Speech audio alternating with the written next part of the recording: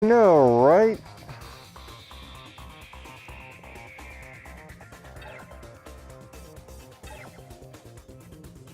Us seriously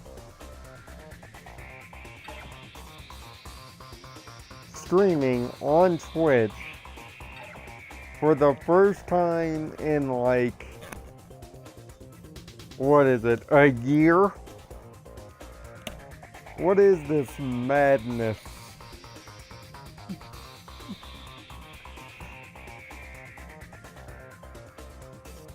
I am Nirvana Sparkle. Tonight my intent is to take the next 3 hours of my life, possibly faster, and play maybe my third favorite game of all time in that span of 3 hours. Which is... I'm also here too. Which is Mega Man X. I have actually beaten 3 of the Mega Man games in that span of time. No. Since he has stopped streaming. No. That is David, the lesser known do-nothing of the Code Equestria family, but hey, there's nothing much we can do about that. Just situations. But there's nothing much we can do about that. Now, we're not gonna do this Rookie Hunter mode garbage that is in here. Although, I might do a run with Rookie Hunter on just for the YouTubes, but that's for another day. Tonight, though, we're gonna see how fast I can beat this game and how many lives I am going to take. I have given myself 3 hours. So, from the time I start the game, if we don't beat it within those 3 hours, I have completely and utterly failed you. And I deserve to be mocked and ridiculed. So, keep in mind this is from the Mega Man X Legacy Collection 1, and yes, I am using stretch screen. Come at me, bros. Now, I did a Let's Play long ago on my YouTube prefer to play full screen Mega Man games because then I can see better. It is literally... That Let's Play is literally 3 years old. That's primarily why we're doing this. To renew the Let's Play with new technology and me not struggling to make my controller work on my PC. So, this is more of a correction of that, if anything. The ominous warning of that begat the X capsule. Now, the X in Mega Man X means infinite, as in infinite potential. It is not the Roman numeral for 10, although you would have told a then, 7-year-old me this, I would have laughed you in the face and thought this was the 10th game in this series, and I missed something.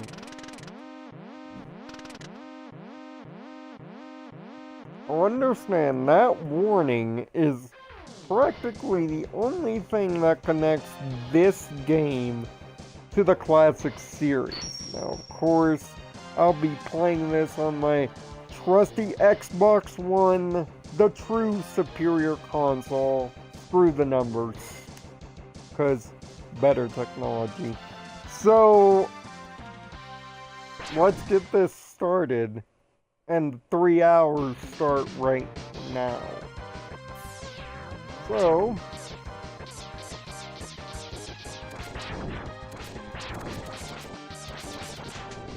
basic first part of the game, the world famous Central Highway, where basically you're jump shoot man, because that's all you can do here, is jump and or shoot.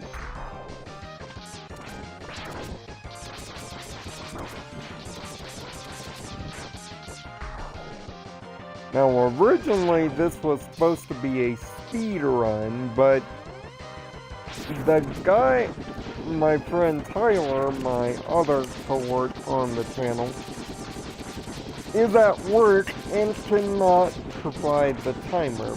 But in the future, I will be doing speed runs of this particular video game to the best of my ability.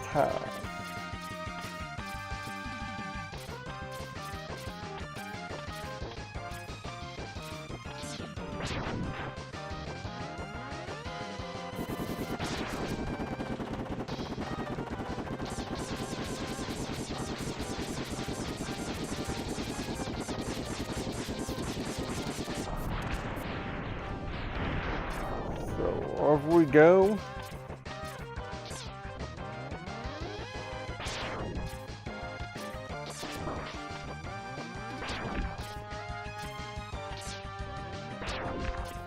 And right now, we are 2 minutes in.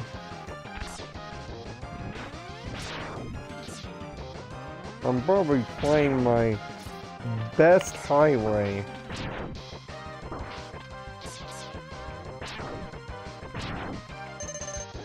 Since, whoa, well, there's death number 1. Because I was impatient as heck. Death on highway, what are you, crazy? Yes, I know. Just know for any future speed runs of this game, we will complete the game no matter if we are on PB pace or not. Don't worry, people. When Discord eventually releases their update that has mic support, I won't be a do nothing for long. Now,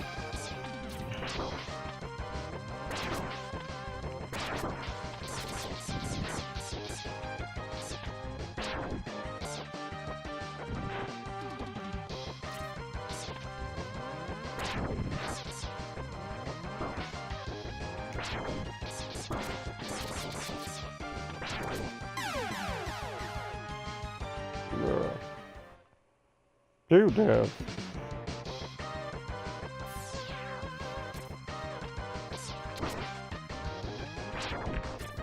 See, back when I originally played this, back on the SNES, I had a see-through turbo controller.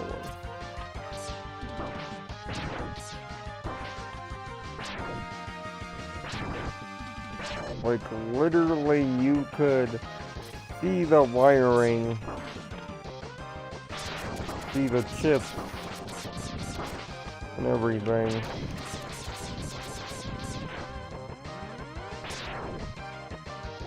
It was pretty cool.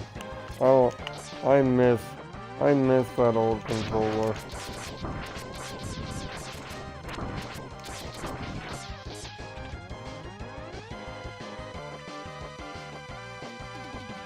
No.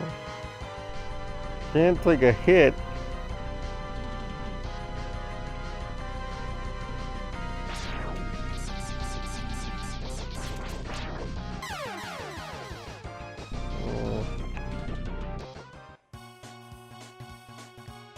See, the entire point of that is to be below a third of your life. That way you would automatically trigger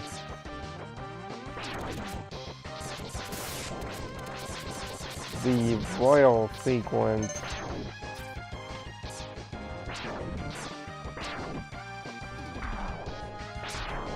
And if I had my old turbo controller,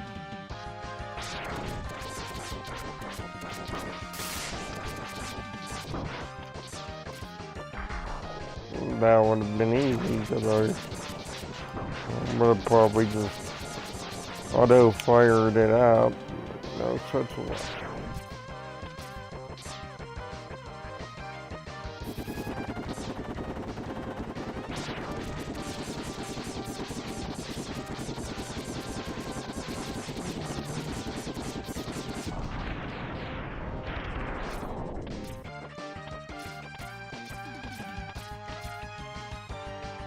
Now,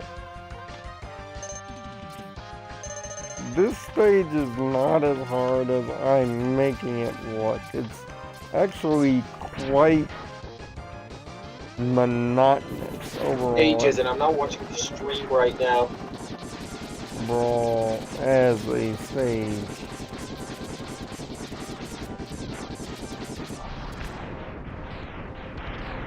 No. A lot of the Mega Man stage, there are a lot of Mega Man stages really aren't that difficult. So the original has a lot that aren't difficult. Hell, the entirety of Mega Man 3. Much of Mega Man 4. Mega Man 3 is probably the easiest of the classic series games. Yes, it is. I can say without beyond a shadow of any doubt that it is the easiest of any Mega Man. Not counting that is not 10. Now, 10, however, though, has an easy mode. Because 10 has an easy mode, and that's why it's automatically at the lowest. So, that's kind of a different argument there. Yeah, true. But no difficulty modes aside, 3 is the easiest. Okay. Now we're... Mega Man 1 is actually one of the hardest. Mega Man 1 is actually one of the hardest, but it's one of the hardest. Mega Man 1 is one of the hardest because of the controls. Because the controls are not refined yet, so a lot of it has a little choppy, had a little bit of choppy stiffness. No, the problem. And the bosses are fucking ridiculous.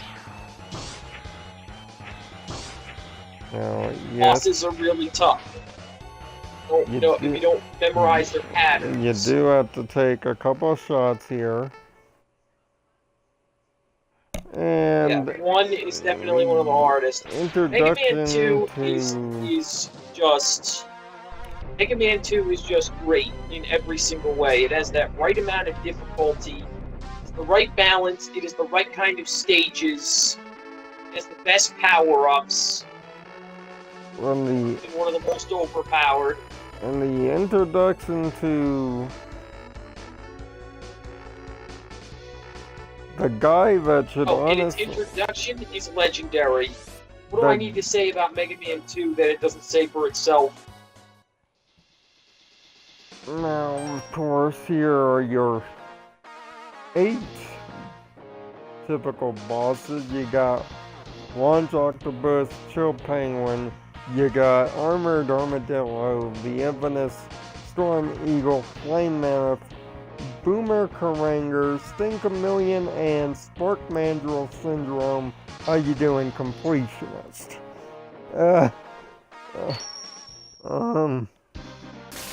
And of course, as all orders should go, we go Chill Penguin first. Whereas Max was doing all last night referring to him by his Japanese label, Icy Penguino. Maximilian Dude was doing that all last night. even when he was playing X4 as Zero, which makes absolutely no goddamn sense. And he was playing the Japanese versions of each of the games too, for the record.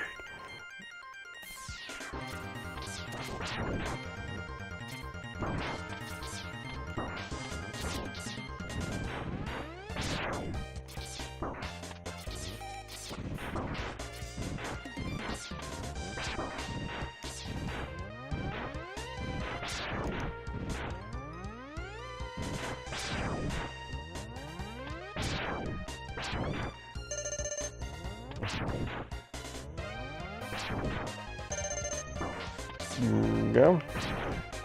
Got our life back in order. Now, normally I would go for a 100% run, and technically we're still going to do that with no Hadoken, but we're gonna get the Charge Buster a different way than I've ever gotten it. So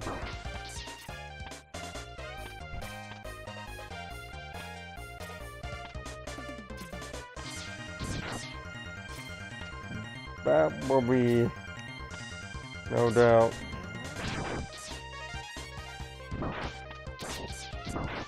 the X series, I haven't gotten there yet. I'm on Mega Man 5 at the moment. Dude, you can do the X series while still playing the classics. Yeah, and but trust me, going from a classic game to an X game is like but it's hard to stepping go up. back once you play the X series because the choppy stiffness of the Mega Man games will be gone. It's more fluid than it ever has been. It's like, what it is like is it's like stepping up in a weight class. You're going from... Like a bicycle to a motorcycle. It's like driving a bicycle to a motorcycle. It's a completely different experience. Right.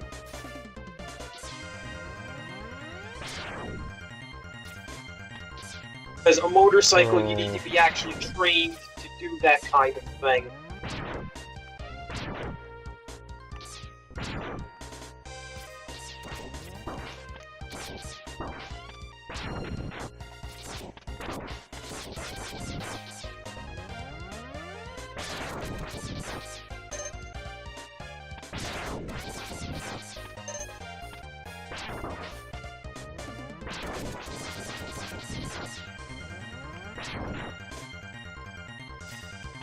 Great, I'm doing a mission, my character's drunk as a skunk.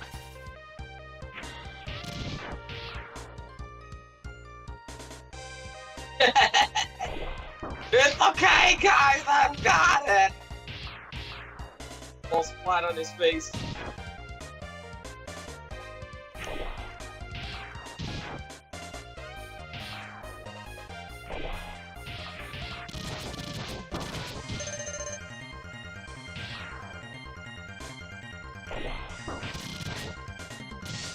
Ooh. Hit.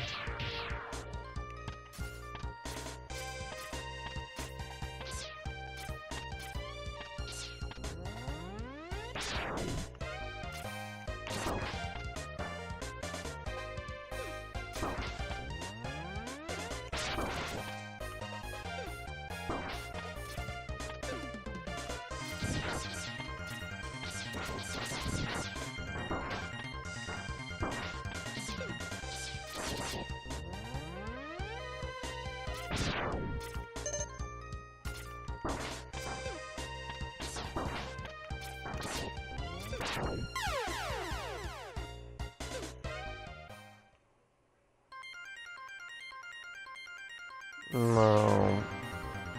We're gonna drop it. Okay.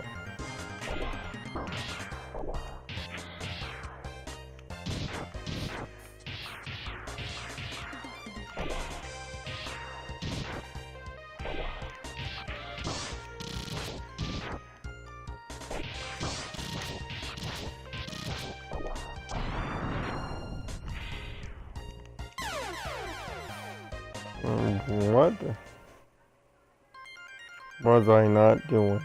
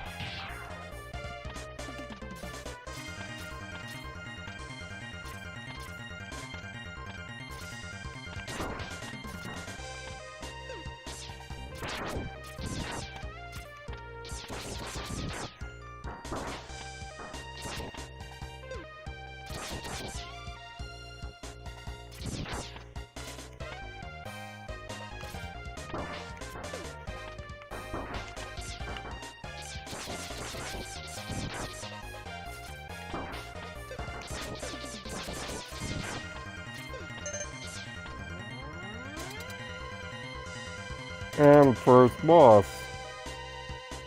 Now, Chill Penguin's pretty easy outside of the notion of his slides.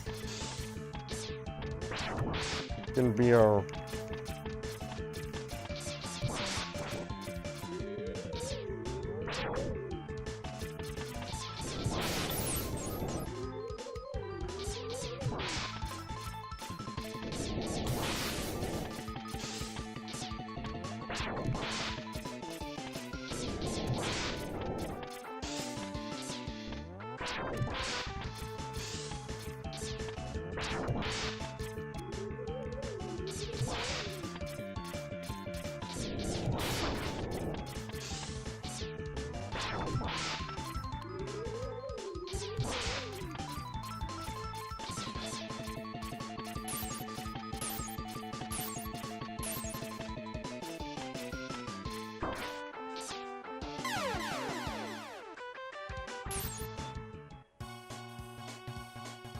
Now, unfortunately, those penguins were set up in such a way that even if I dash jumped... It's funny that they have the penguins in that thing because it's actually a reference to Mega Man 5, I think. No, when they had a snow stage with penguins? No, because he is one, David. Oh. Not a reference. He is a literal penguin.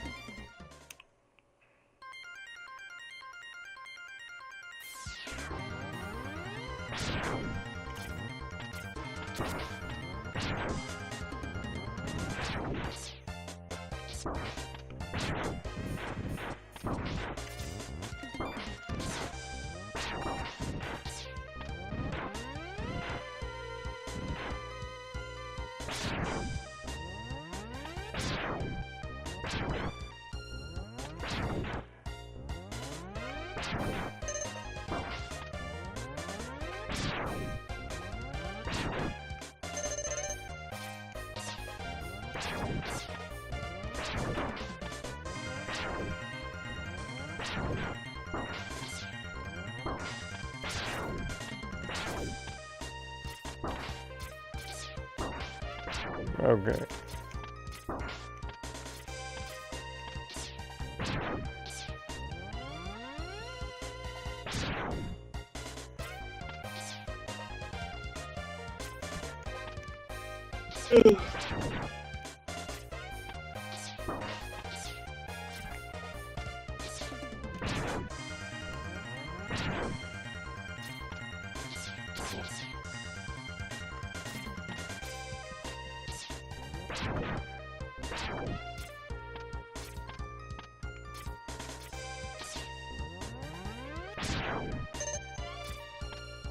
No. That's helpful, I think.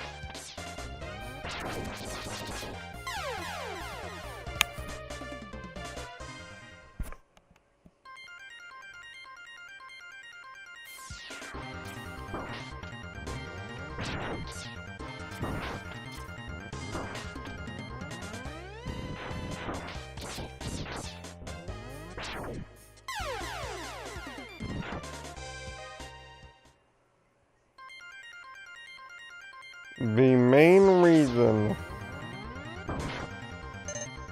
that these games are harder from the start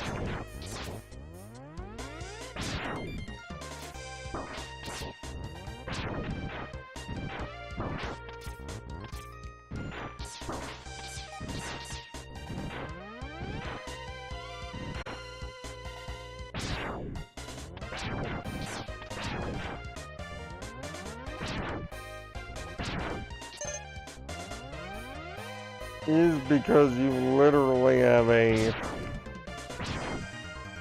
4-hit allowance.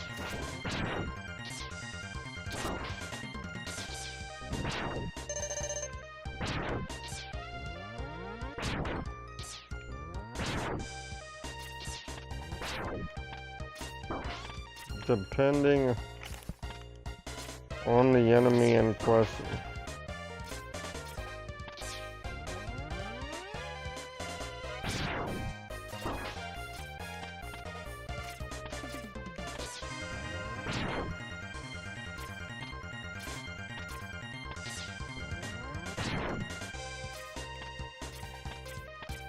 Some enemies hit X like a truck, others kinda don't. It just depends. But the funny when you actually look at X in Mega Man, that X actually has less health at the start. At least with Mega Man 1, he actually has less health at the start than Mega Man does at the start.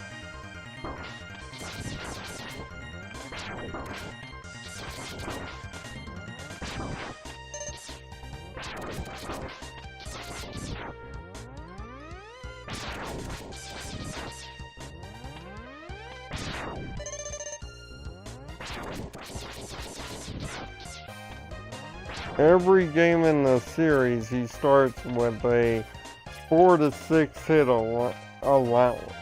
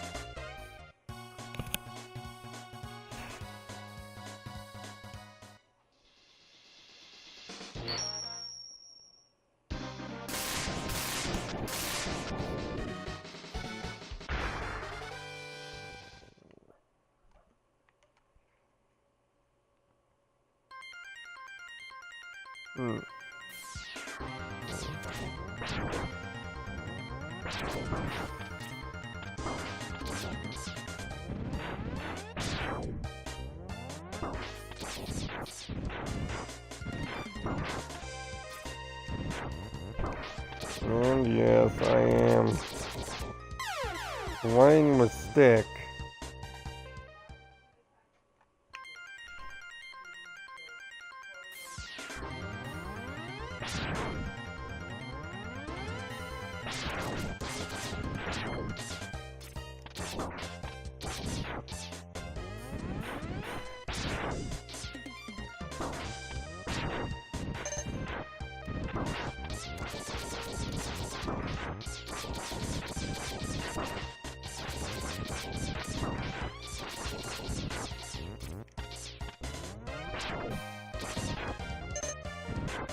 Now the main reason you don't go pad, regardless of this, is the Xbox One controller especially.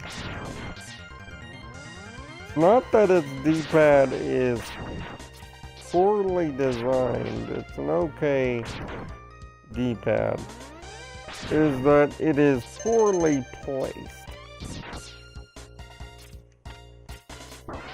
And it is intentional that it is poorly placed, by the way.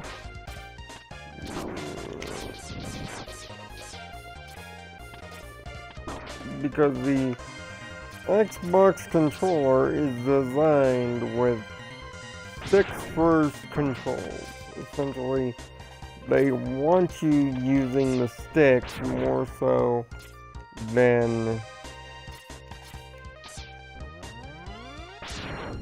your D-pad. Your D-pad is for inventory slots. Your D-pad is for weapon switching.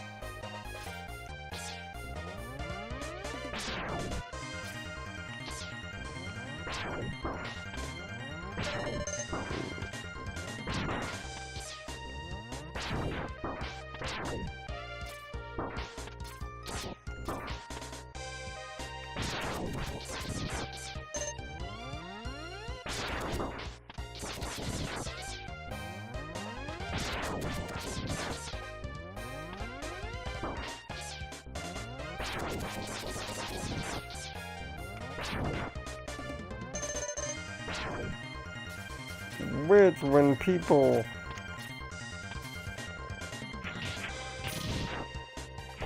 say, why do you use sticks when you run this game?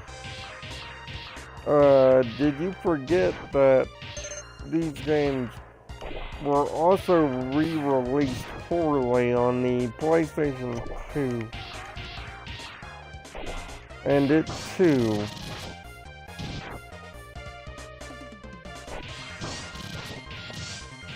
had analog sticks. Now, if you're an analog stick purist, yeah, they did release those things as part of an anniversary thing that they were doing. Now, if you're an analog stick or a D-pad purist, rather, you can still play this game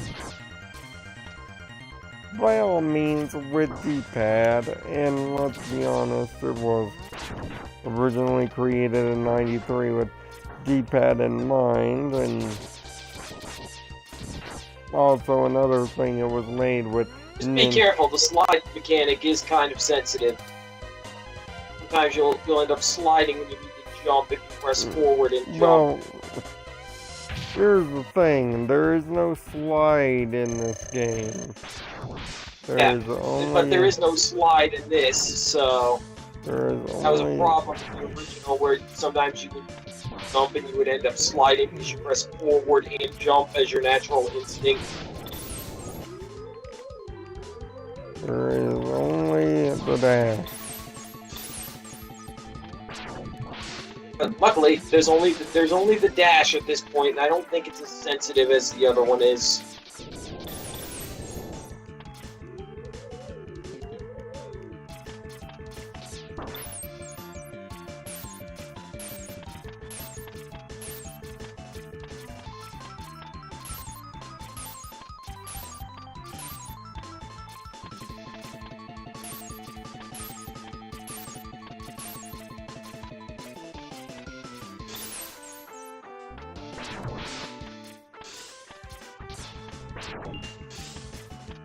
They sure don't make them like they used to anymore.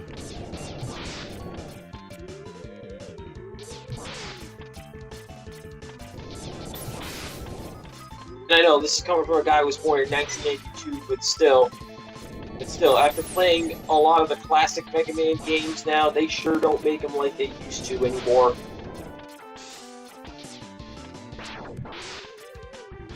And people had a lot, I'll tell you, people had a lot more patience back then with playing video games than they do now.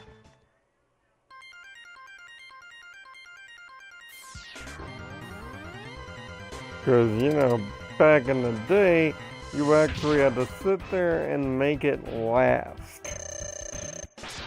Yeah, because you had to get your money's worth. You had to get your money's worth, so You had to sit there for hours on end. If you went to the video store, you got something like this, brought it home for $50. Yeah, remember they wanted $50 individually for each one of these back then. And now they're selling them all for 30, or 35 with a discounted price. But you really had to sit down and get your money's worth. Because if you didn't, you're gonna have some serious buyer's remorse. Well, actually, in the case of cartridges, it was $60. It was the standard price going today. And sometimes, depending on the cartridge that you bought. Yeah, but the average price was $50. The average price was $50, but some were more expensive.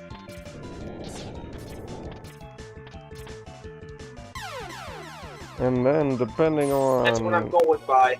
The average price for video games back then was $50. Yes, on the smaller end, sure. But... That's what I'm going by. So, with the average price of video games being $50, they had to make their games last. And that's why a lot of video games have gotten easier over the years because publishers realized in figure sales that not many people were actually video games. So because they were so difficult, which well they're not. Which I think Mega Man is perfectly serviceable as a series. I think there's much harder series out there guiding anybody.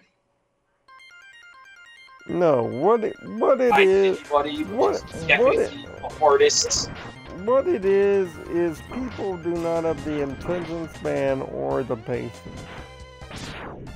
No, they don't have. Yeah, it's not. It's because people don't have the attention span or the patience anymore. So that's just what they go with now. They just go with fact of okay.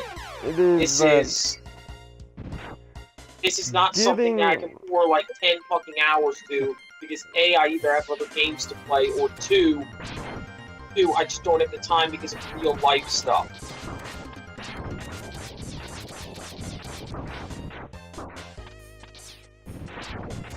Well, it's more to the notion. Why something like. There's more to the notion that newer gamers want to get to the end of games. And these companies was like, okay, people aren't really getting to the end of video games, so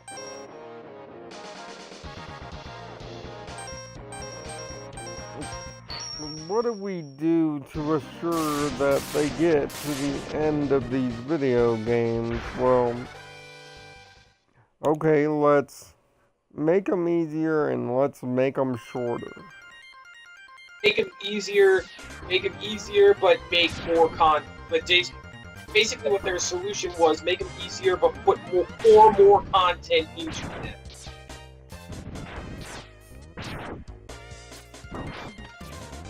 Which kind of defeats the purpose. Which kind of defeats the purpose of making them easier in the first place because you have more content which will take longer. So it defeats the purpose of the video game.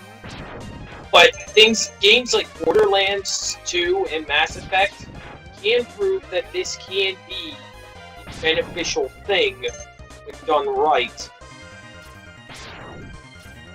And because then with something like Borderlands and Mass Effect, you have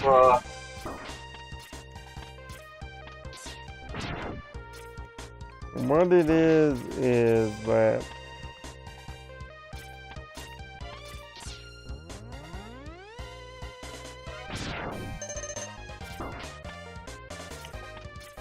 modern day gamers, and this is true, although modern day gamers won't say it, buy their games per the hour. They want a lot of them do. A lot of them do buy it solely for the hours and not because they actually enjoy the game. Because they don't. Because I guarantee you, a lot of people who buy something like GTA 5, for instance. I happen to be playing at the moment, but a lot of people didn't buy this game for the reasons that I did. They didn't buy it because I liked the series. They didn't buy it because they actually liked the series. They bought it because they could get a lot of hours out of the online mode.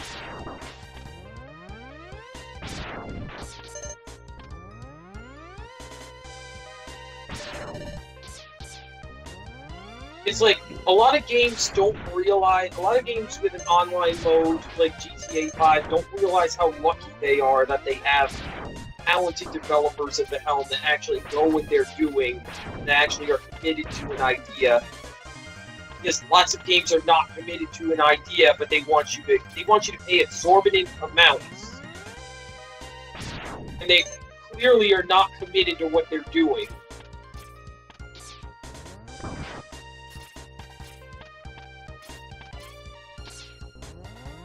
It is not the quantity of things, it is the quality of things.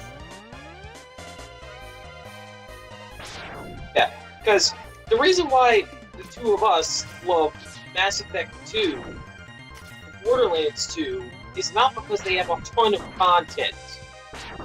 It's because all of the content that is there for those two games is quality.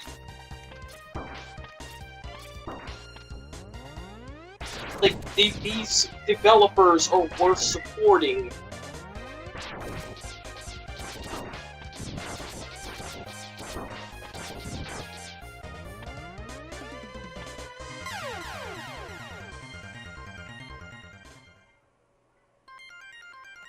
Quality content is hard to find in today's video game landscape. It's next to impossible. Oh my god, I was parachuting down, ladies and gentlemen, and the roof just went smack into my crotch, and the side of the roof just went smack into my crotch. Ow! Mainly because games have these absurd budgets and these insane deadlines. Now, yeah, I mean, how much do you think something like Borderlands 3 is going to cost to make? A couple $100,000? No. I'd be just as an example. I'd be willing to bet that this game was probably only made for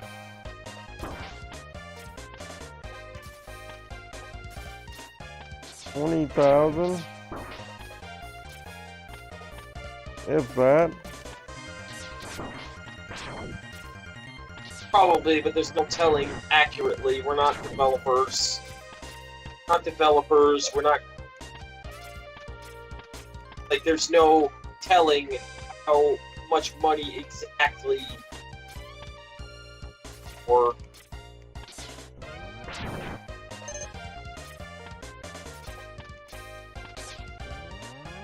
Because... just to give you an idea, just this game alone, X1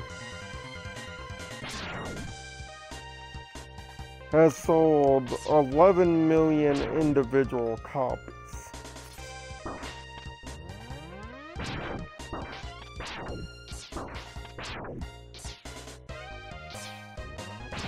It is one Where do you of get your figures from? Where do you get your figures from? You can figure that. It is, over lifetime, it is only one of 4 Mega Man titles to even sell more than 1 million. And keep in mind, those 4... Over its lifetime, yeah, about 11 million copies, which is a large amount, which is an average amount today. Which is funny because that's an average amount that big budget video games make today. No, the average for most games nowadays, it's about 3 million. Yeah. And this game has 4 million. 4 million. About the average amount that they. Yeah, I would say that that's about the average amount. 4 million. And so 11 million for Mega Man X individually. That's quite a bit.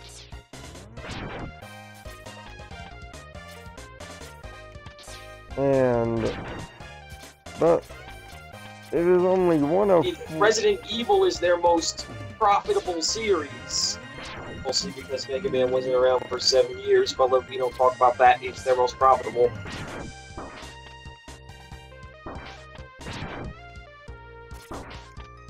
But still, the reality is that is their most profitable series, and that has sold close to like 15 million between just 5 and 6.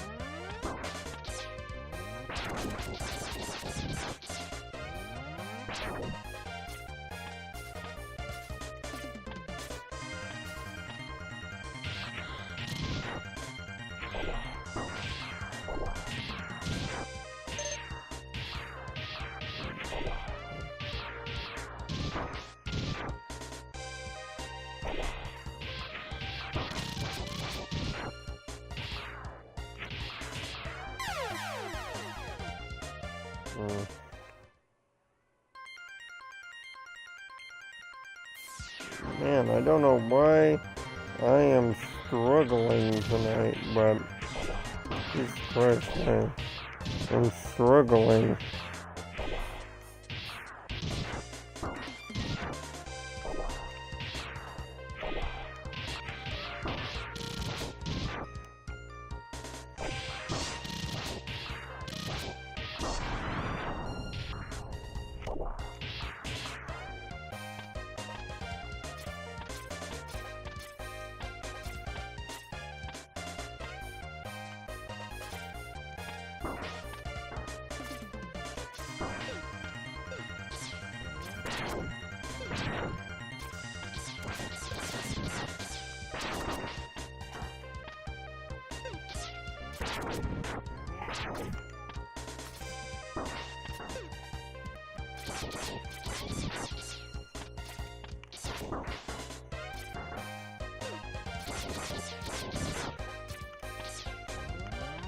Okay.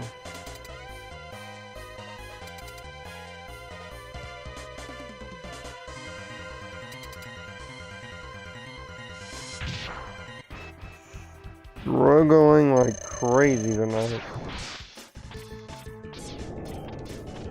It's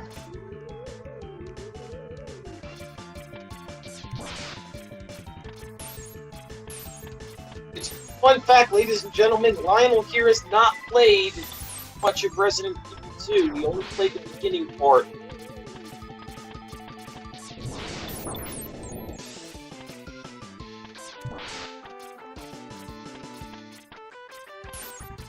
His introduction was it 4? Was a little bit of 4 and all of 5. Yeah, get your barf bags. Okay. Get your barf bags ready.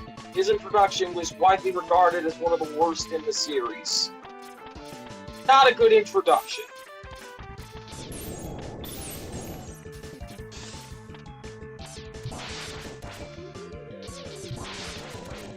No, my introduction to the series was the first one.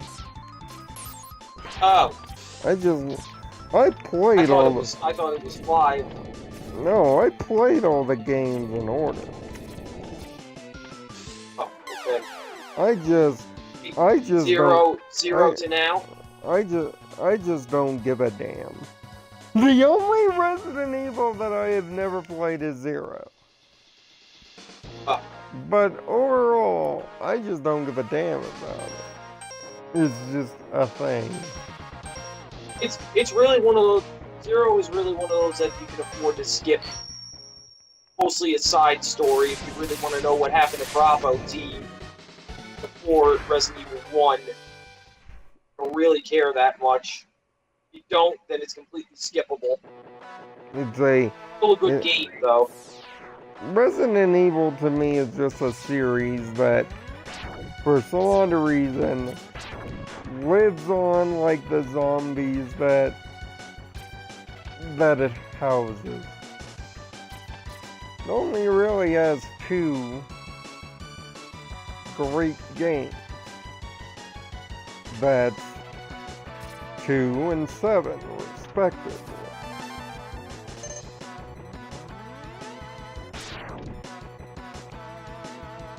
Outside of 2 and 7, it's a mismatch of mixed identity. Yeah.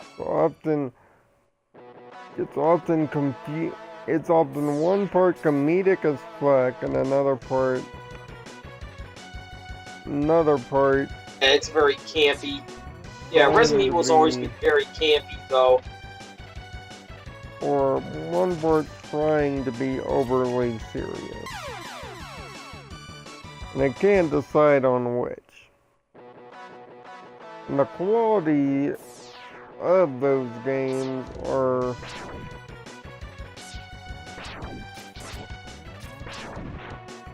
inconsistent at best. They were revolutionary, well, at least 1 and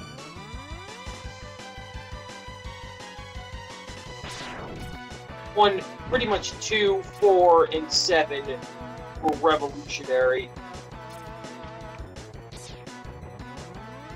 Because 2 made horror profitable. 2 was proof that horror could be profitable at the time. 4 was an innovation of third-person shooters in general.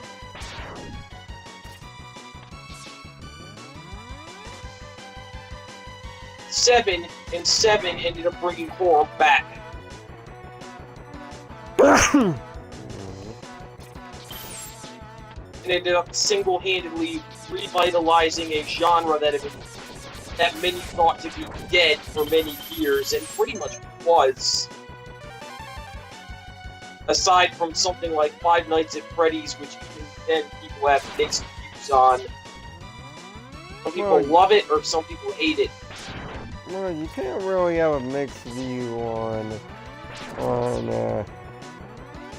but it was profitable, so really, is there really a mixed view when it's insanely profitable? No, really understand. Many people don't understand that Freddy was a video game amalgamation of what was known on the internet as the creepypasta. That's all it is. It's video game creepypasta. Yes. And for those who... Yes, and that's how something like SCP... Because something like SCP, Containment Breach, and Slender Man are directly based on creepypastas. Now, for those who don't understand what creepypasta is, and it's like, Nirvana, what are you talking about creepypasta? It is... Creepypastas are videos in which a very serene scene is set up, very peaceful scene, where nothing is happening. And then all of a sudden, a loud, sudden visual appears. It is essentially a jump scare, where you are put at ease for the entirety of the video, and then a loud, usually a screech, followed by... Creepypastas are also a genre of horror stories. Are also a genre of very violent horror stories. Now, essentially, what Five Nights is you take that, whole idea of the creepypasta, more specifically the jump scare at the end of it, and you make the entire framework of the game trying to prevent the creepypasta boo scare. That is the entirety of the video game. Is trying Yes, for as long trying as you to can, prevent the jump scare and then you die. Trying to prevent yourself from getting the jump scare and dying. The funny thing about Five Nights is you can't avoid the Ooga Booga, because even if you survive the nights, I still think... Yeah, it's still, the game crashes. Golden Freddy crashes the game and still kills you. So even if you manage to survive the nights, you still die.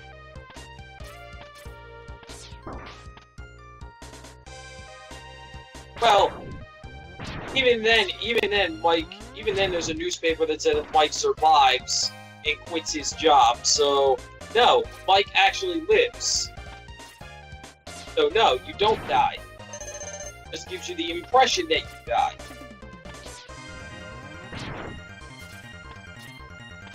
No. But also... No, that game can... It's one of the few creepypasta games that can actually be beat. But also you have the sense of RNG. Especially on the last couple of nights and on harder difficulties. Then the RNG really starts whooping your ass.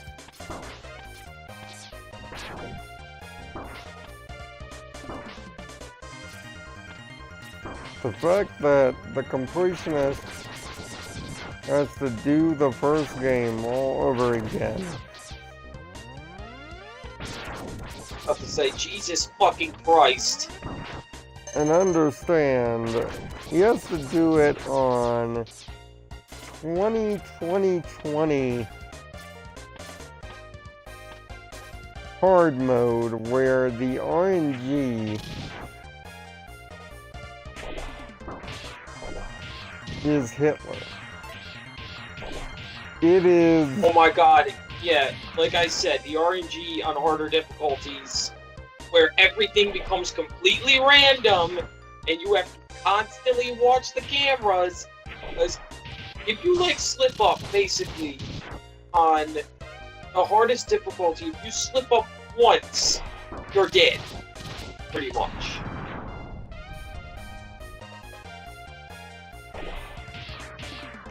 I mean... You can't even afford to slip up once. I mean... I heard it the first time he did the game, back when, Greg was a thing.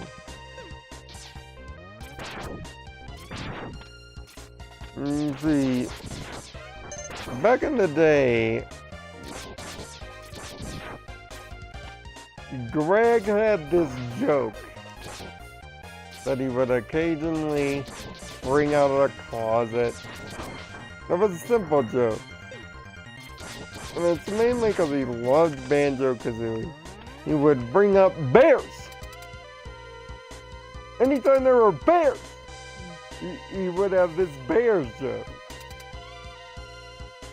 And I remember Greg going, I don't know so much about this, Beardman. These bears scare me.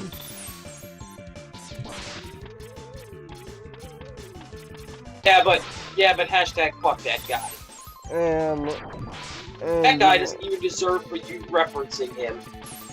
And Gerard was like, come on. Because that guy is a jackass. Come on, dude, bears joke. But I distinctly remember in that video every section being interrupted by a jump scare, and him getting more and more pissed the more and more sudden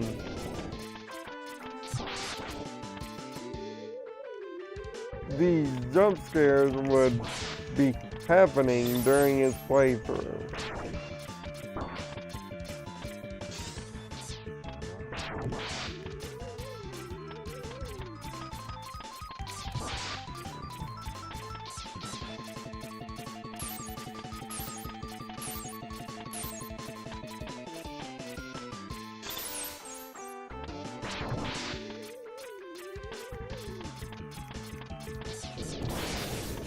And yes, he would do this cool thing where he would be in the middle of a conversation, middle of a line in a script, jump scare would happen. And he would quickly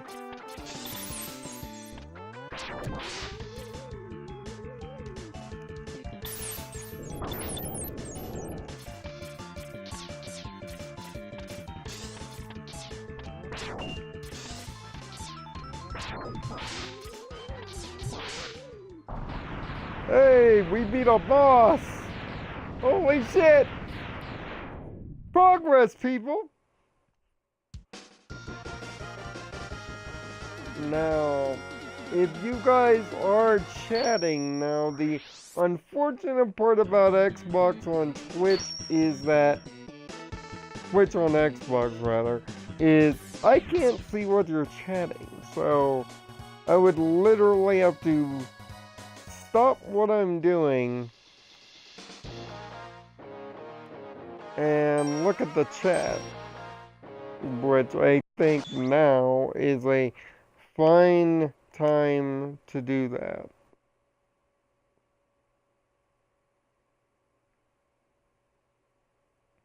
So now you're saying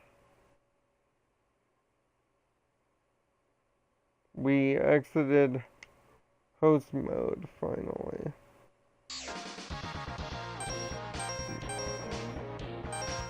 But in any event, on with the game. Now, the cool part about what I'm doing with this particular order is I don't have to go my standard order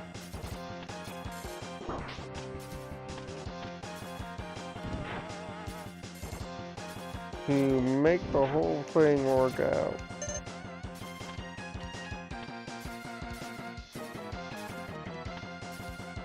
Well, normally I'd be trying to make that jump to get the buster, but for this one we are not doing that.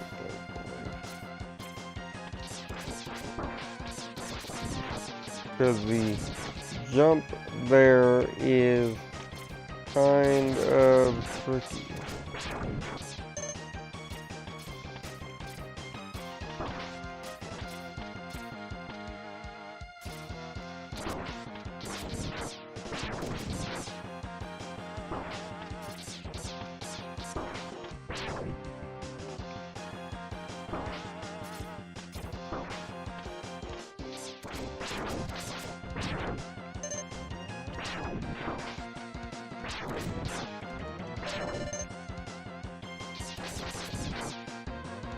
But you're gonna still try to get the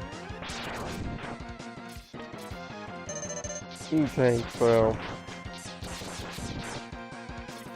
And for the first time players, here's how you get it. It's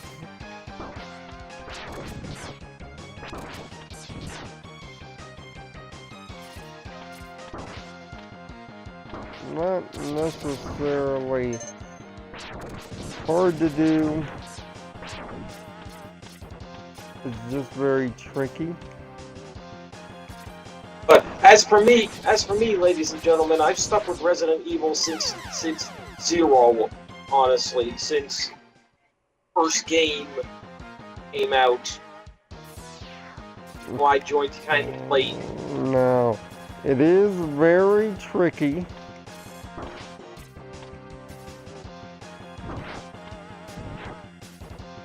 To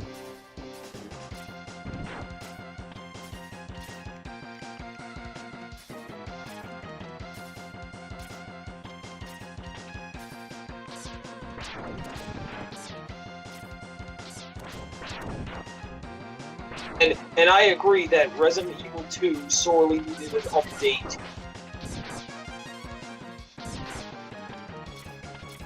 Because believe it or not, the game has not aged well. The original Resident Evil 2 has not aged well. Most 3D polygonal games have this massive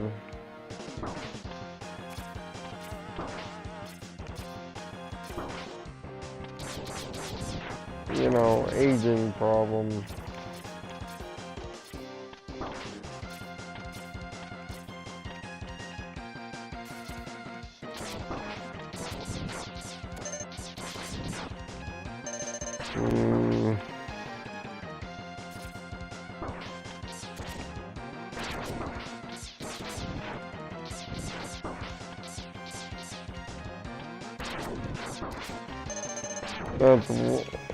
That's why 2D anything is better, lol.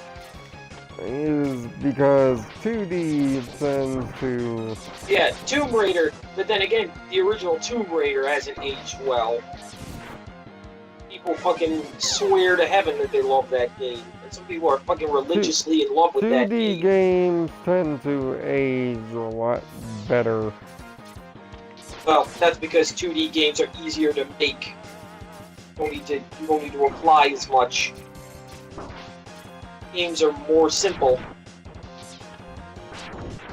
And it's not just because of... But it's not a simplicity thing. It's an animation thing. 2D animation is usually hand-drawn or cell, so... Yeah, it's not a fucking polygons. Instead of polygons they're put together. It's literally an animation that they have to draw. That's where the term pixel art comes. That's why it's called pixel art. So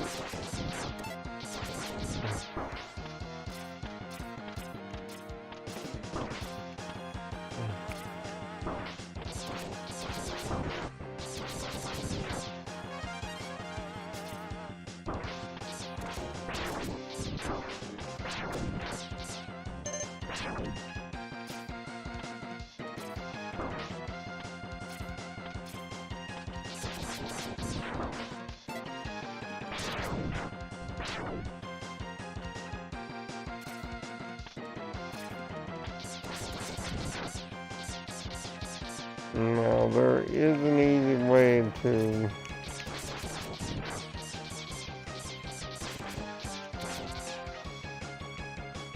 get that, but I don't think I'll be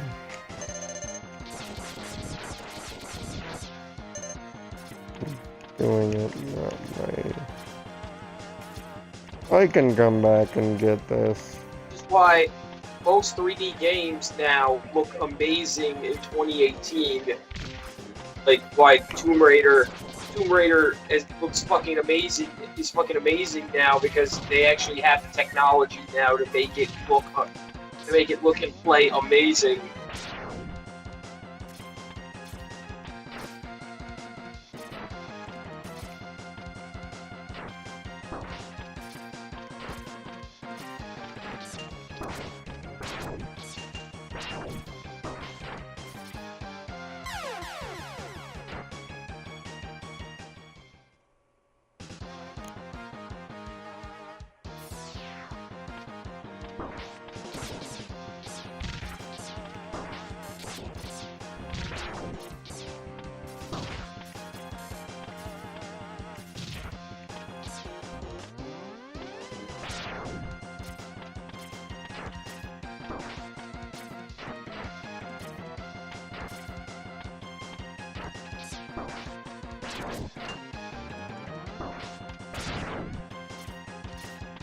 No.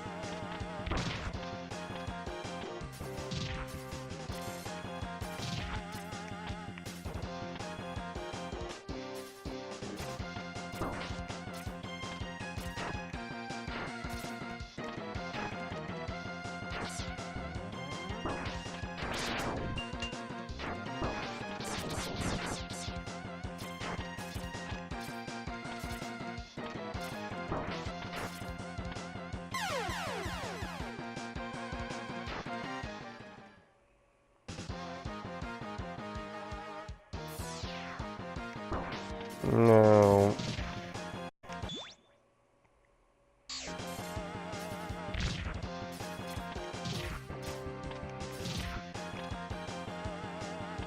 I've gone more than an hour. I don't think we are gonna beat the game in the time.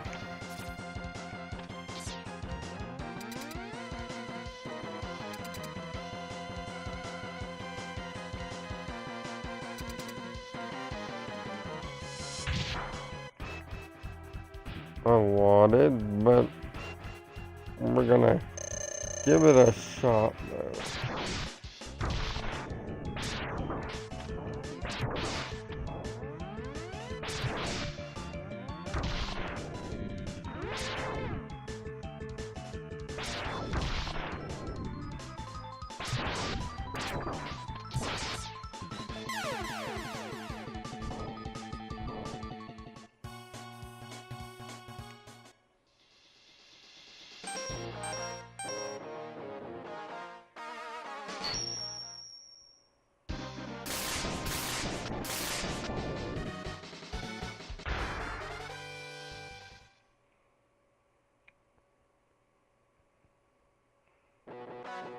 Let's see how long we can go here.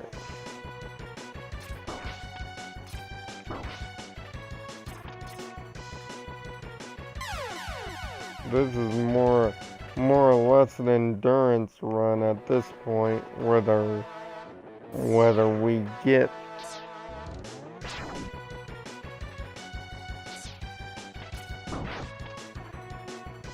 it done. But honestly, after this game releases, I think the original Resident.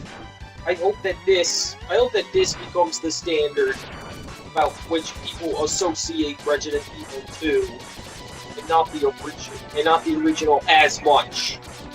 That when they think of the original, they only think about it and say, yes, technically this was the original Resident Evil 2.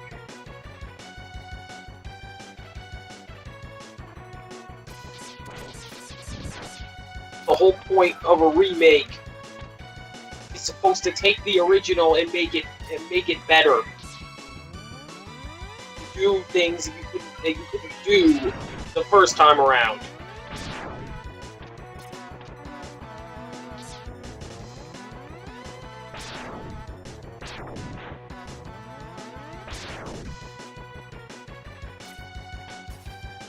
And I love what they're doing with this game because it feels like a completely different game. It has a completely different feel than Resident Evil 2. Even though you wouldn't even know it's Resident Evil 2. The only way you would know it's Resident Evil 2 is because it has the same characters, same environments, and it's the same story. You wouldn't know it's Resident Evil 2 just from playing it.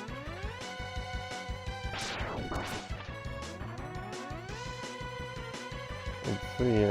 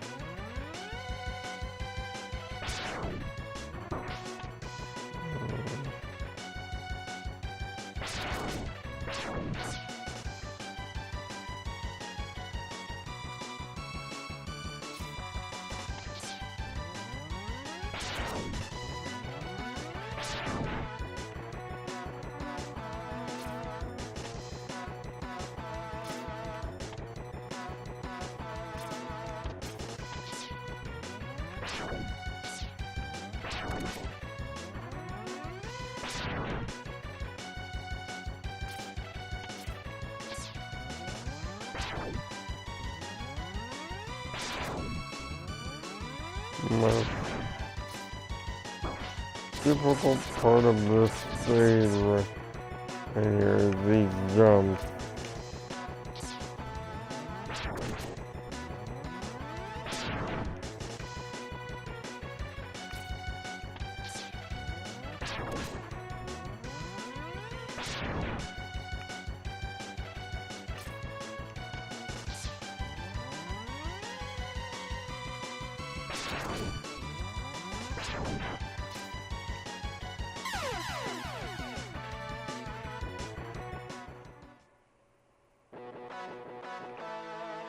This it just looks perfect, and I can't wait to play it. The only reason Lionel's not getting it is because it had made the critical mistake of coming out 4 days before Kingdom Hearts 3.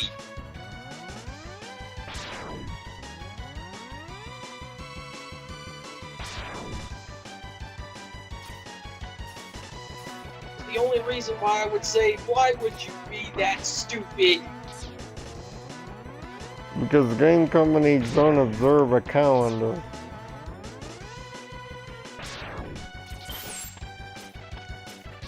Yes, apparently not. You make a mistake like that. I mean, I don't know. Apparently nobody knows how to look at a fucking calendar anymore.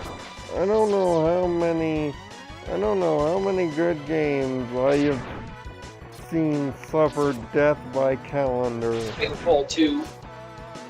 Titanfall 2. Wreck. See, the thing that kills most video games kids is not bad reviews or even YouTubers, it's bad calendar. It's death by calendar.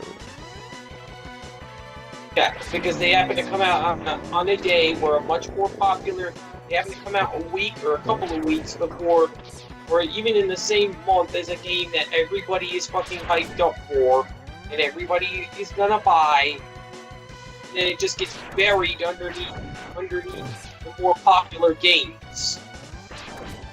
Or even stupidly on the same day as a more popular game. Yeah, sometimes on the same day when they get ballsy and think, oh, we're gonna get just as many sales. No you're not.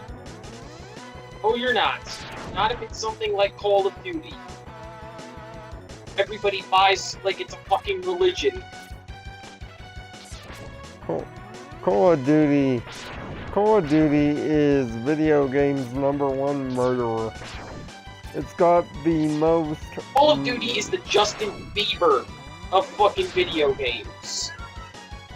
No, Call of Duty... Everybody knows his name, but he has a slew of haters that want to whoop his ass. Call of Duty is the Jack the Ripper of video games. It leaves bodies in its wake. Yeah, it's like a combination of Jack the Ripper and Justin Bieber. Like, he's Jack the Ripper because he fucking takes no prisoners in his sales, but he's Justin Bieber because everyone knows his name and hates him. Even though Justin regrettably has gotten better over the years, but still, not by much. Improvement is improvement. Point is, but the point is that everybody knows your name. Everybody knows your name. Sure, if you consider being a troublemaker and in jail more often than not, or I know, getting into some sort of fight improvement, then yes, David, by all means, he has improved as a person. But not as a person, but as a singer. As a singer, sure, I'll give you that. day. I wasn't saying that he improved as a person. I was saying that he improved as a singer. As a person, he's a piece of shit. AKA like most celebrities, so he has finally succumbed to his celebrityism, which was only due. Not all celebrities. Not all celebrities are like that. He's just a terrible, terrible human being. Whether he has wealth or not is irrelevant. But the whole thing about Call of Duty is that it's just a series that doesn't want to evolve, but takes no prisoners year after year and rakes in the money.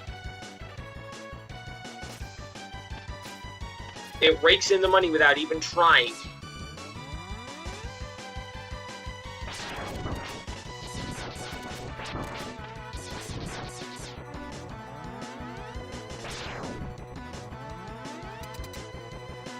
That's why I find the reaction to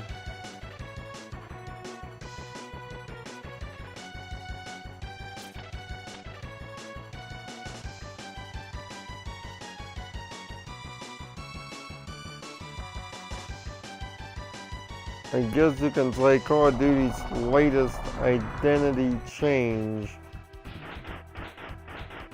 interesting.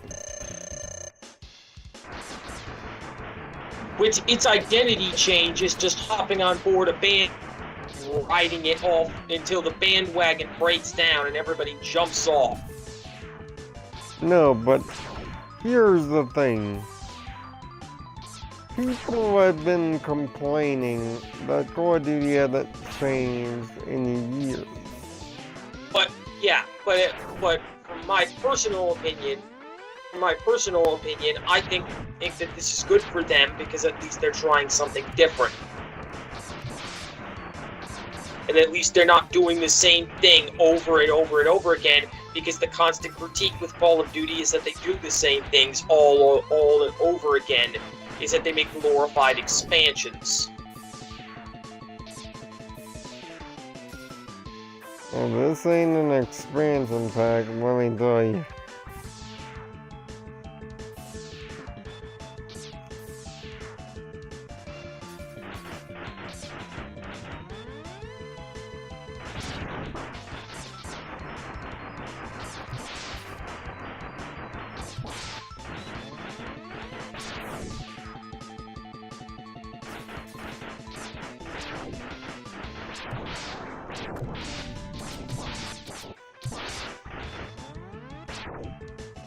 A Call of Duty game with zero fucking single player to be found.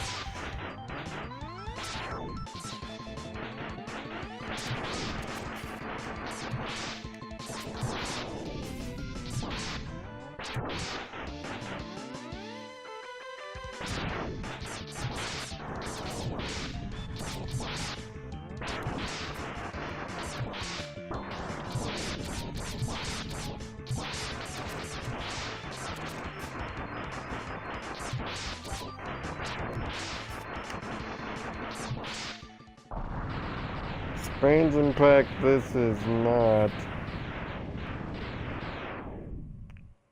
2 down.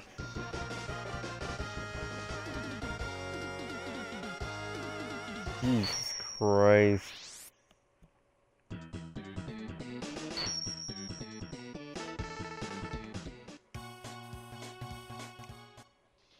Now, the rest of the order.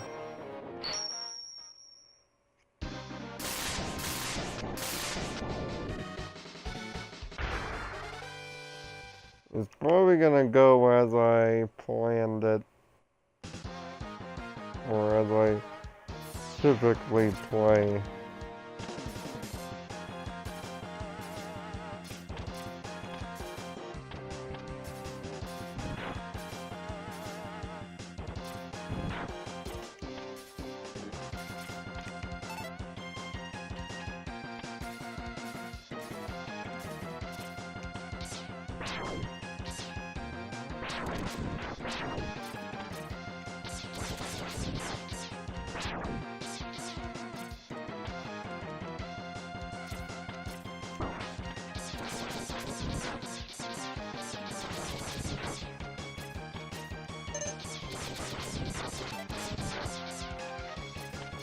Oh, try something.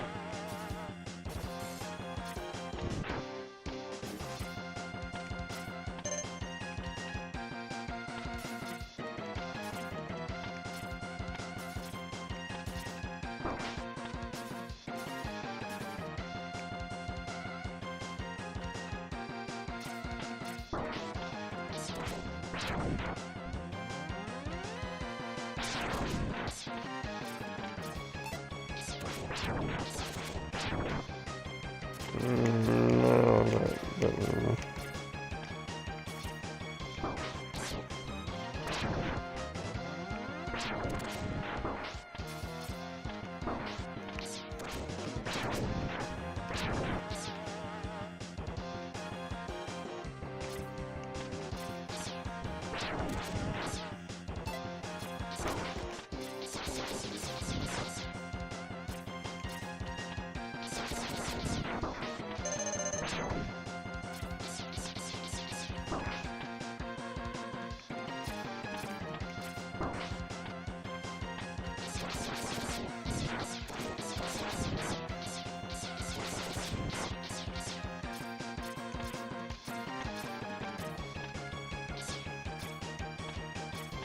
I'll get it later.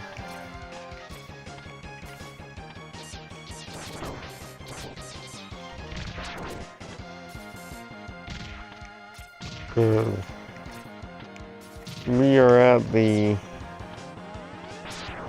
90.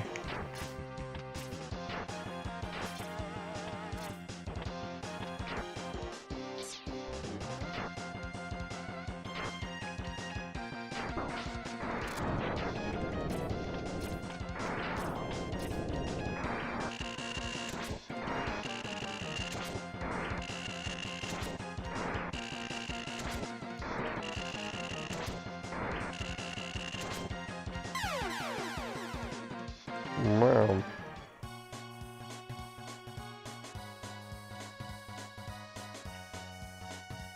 90-minute mark.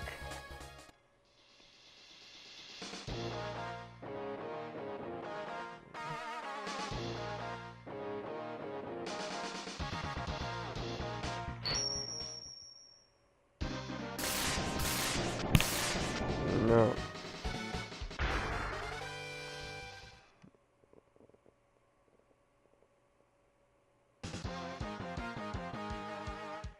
And yes, Tommaso Ciampa is the new NXT champion.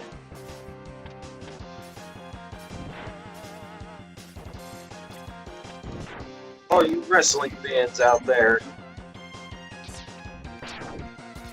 Well, you mean the NXT champion, the won't do anything anywhere champion.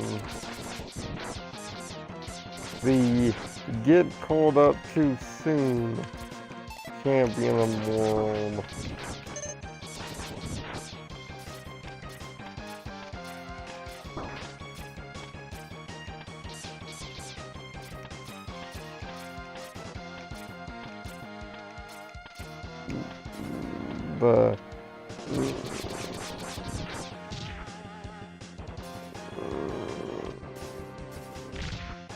The next guy we openly self-destruct award.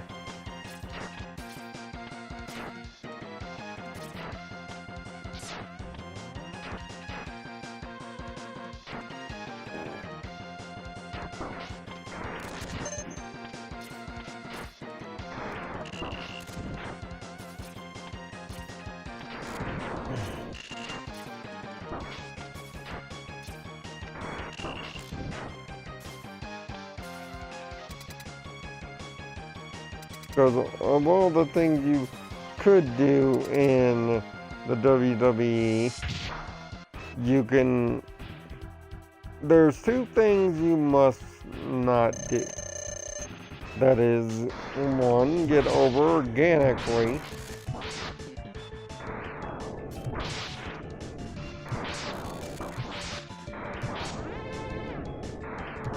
Or two, get over via the NXT system and have a great NXT career.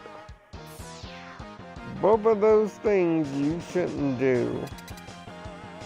Why? Because it will lead inevitably to your doom. You will never see any world titles. You will be booked below far inferior wrestlers than you.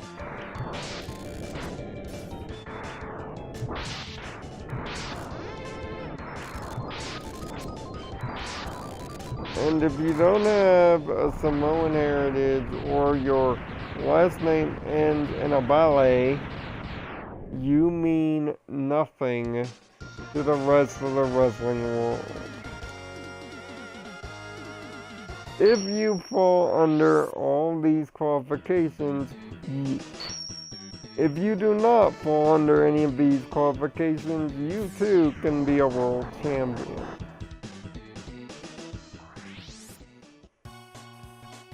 But seeing that only one man technically falls under these qualifications,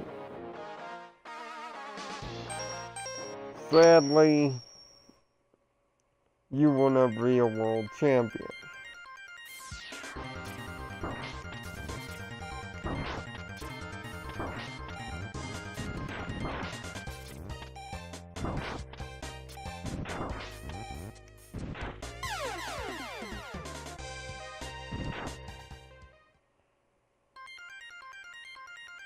And no, Twitch, you think I jest. RDR, no.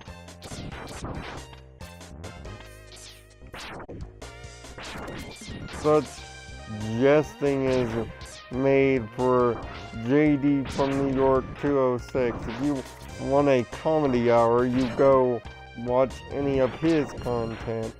Then you'll get plenty of a comedy hour. I assure you, he puts a lot of smiles on my faces, spewing out things that I thought years ago as these new profound ideas every week,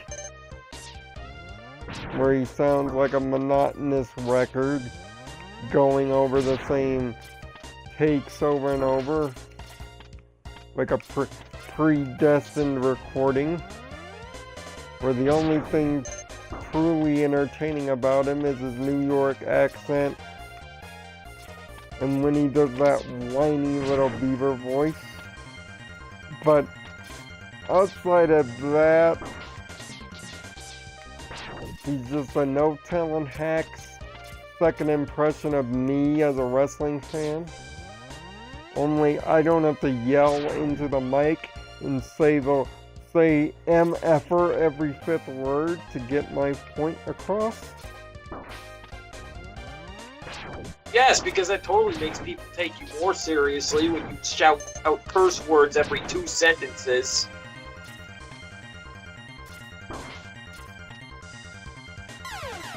No, because I actually have this thing called human decency.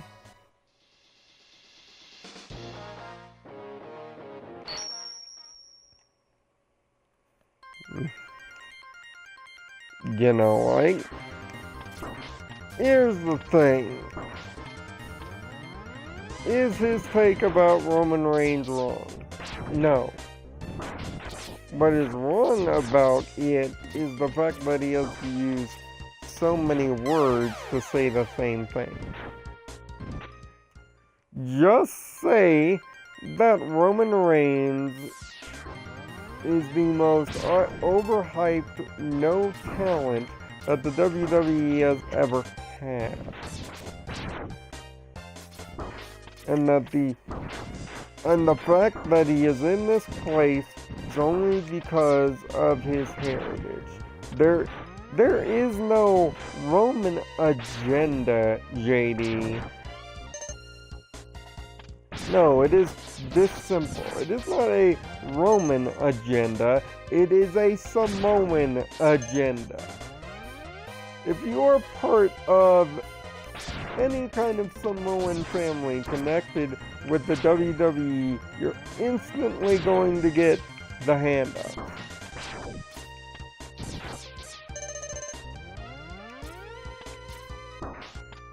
You're gonna get titles at some point. Because here's the thing, if Roman Reigns weren't Samoan, he'd already be out of a job.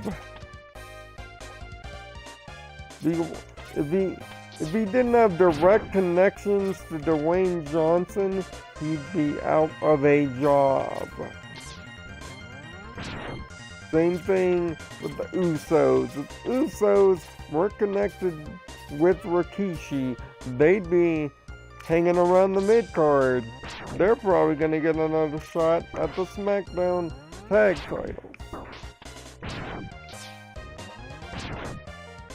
Do they deserve them, unlike Roman? Yes, because they actually work for their money, unlike Roman.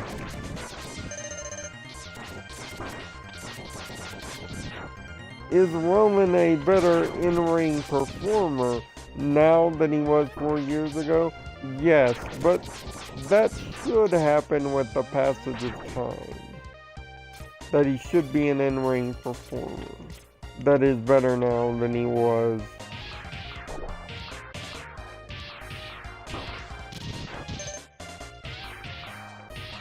Back when he started doing the job in person.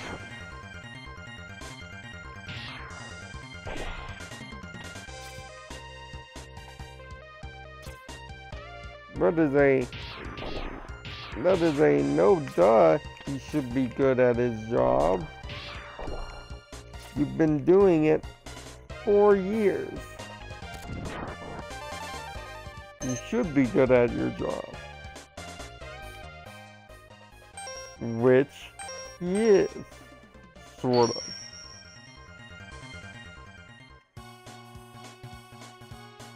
But that still does not excuse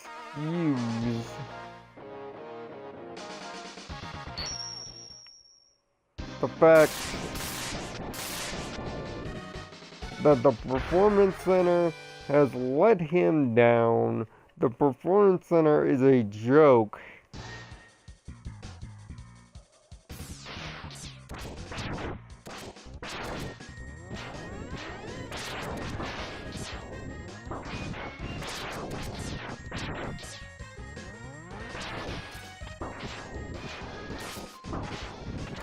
And that if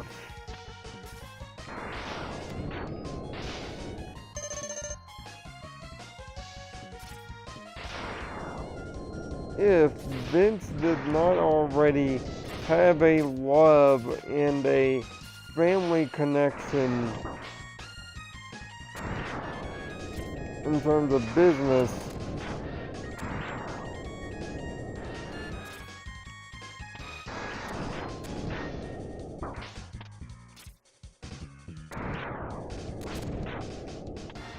with the Samoan bloodline,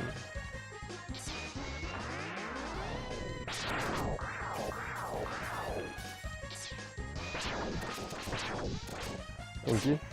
My brother, ladies and gentlemen.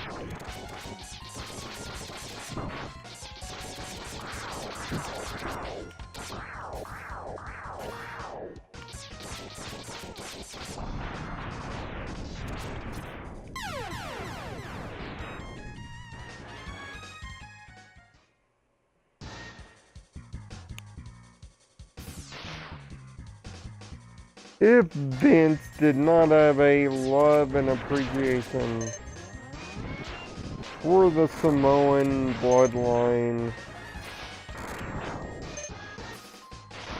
if he were any other promoter, any other company, and would hear the fans, he would have been repackaged.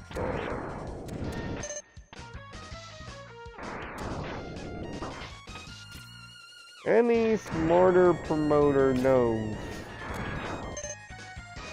at this point, heel turn isn't enough. Heel turn is too late.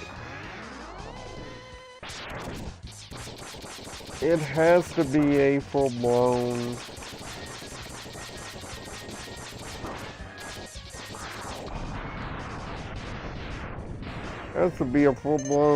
redirection.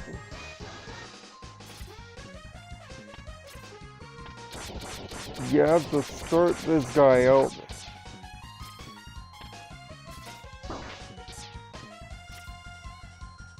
Because as he is now, he is never gonna be over.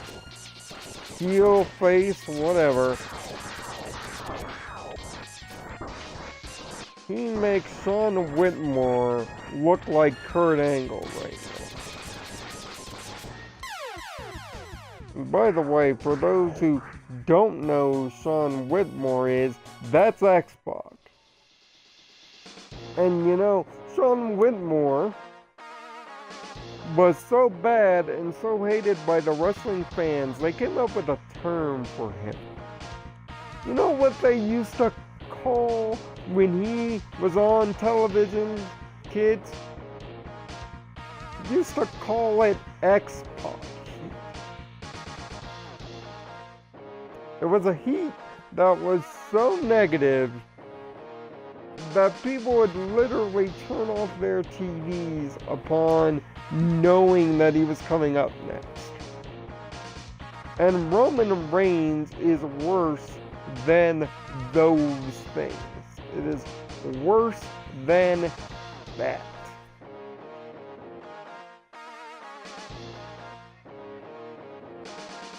Yeah, I got it. My mother, everybody. But you know what? We've nearly gone 2 hours. We beat 3 bosses this time. But the next time, I'm open for 4. We are going to actually get good at this game, and then we are going to start speedrunning it. A lot of it has been me getting used to the controls. So for now, that's what this video series, that's what this streaming series is going to be. Is me getting used to doing this and making it second nature so that we can start, you know, speed running this darn thing. So we'll do this again tomorrow night around the same time I started. And we'll do it for the same amount of time, I think. But this will definitely be going up on YouTube in its semi-entirety. So until tomorrow when we try and do this again. Yes.